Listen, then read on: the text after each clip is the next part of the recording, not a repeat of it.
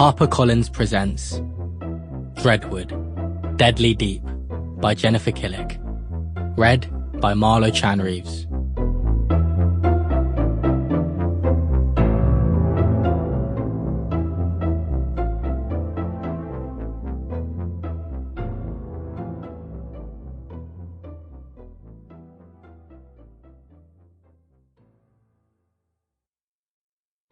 Chapter 1. Trip of Dreams. This is so going to end badly.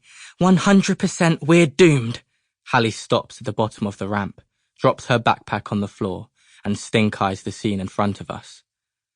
It's the first week of September, and we're starting year 8 with the school trip of my dreams.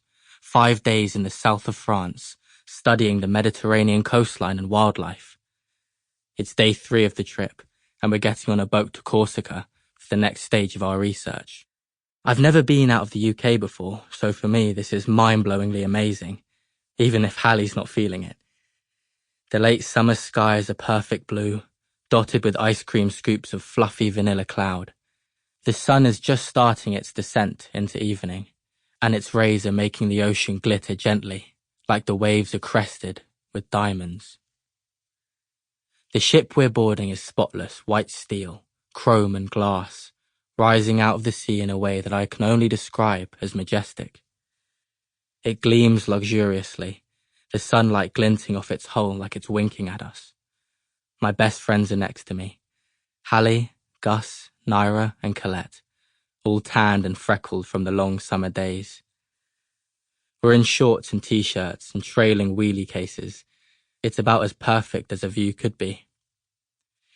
Literally a freaking disaster waiting to happen. Hallie sighs. I mean, sure, Gus says, parking his wheelie case next to Hal's backpack and looking up at the ship.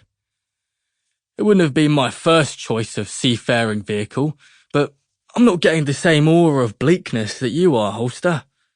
What would have been your first choice? Colette pulls up next to Gus, while the rest of the Dreadwood High students continue onto the ship. Pirate ship, obviously, Gus says. Wooden decks dotted with random barrels, a sniper's nest full of guns and grog, rowdy singing, and the kind of camaraderie that only exists between crewmates who've gazed deep into the butthole of death and lived to tell the tale. You with me, Angelo? I know our vibe is more Coke Zero and artisan crisps than beer and maggoty biscuits, I say. But I definitely feel like we've gazed into the butthole of death together. I don't see why it has to be a butthole, Naira sighs. There are so many other holes you could have used for your weird little fantasy. Because buttholes have a bit of glamour and mystery about them, nigh. Except yours, of course, because we all know you keep that stick up there. I snort out a laugh at the same time Colette does, as Naira thumps Gus in the arm and Hallie manages a half smile, while still glaring at the ship. The rest of the group, 25 other year 8s, with Mr. Canton, Mrs. Sidney, and, to Colette's absolute horror, her mum, Miss Huxley, have disappeared from view into the ship. I feel more relaxed than I ever remember being. The past year has been rough, facing off against Mr. and Mrs. Latchett in their evil experiments 3 times and somehow scraping through.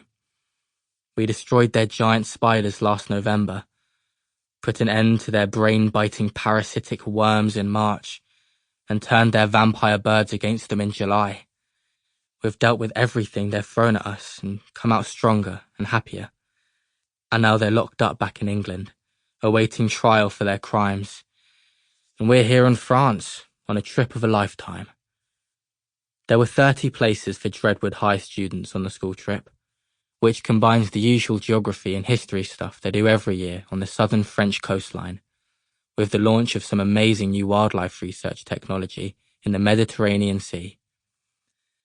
Cyberus, the tech company Colette's mum works for, has been developing new ROVs, remotely operated vehicles, which are basically like underwater drones. They have the most up-to-date LiDAR and sonar, so they can be used for mapping out the ocean and observing aquatic... Sample complete. Ready to continue?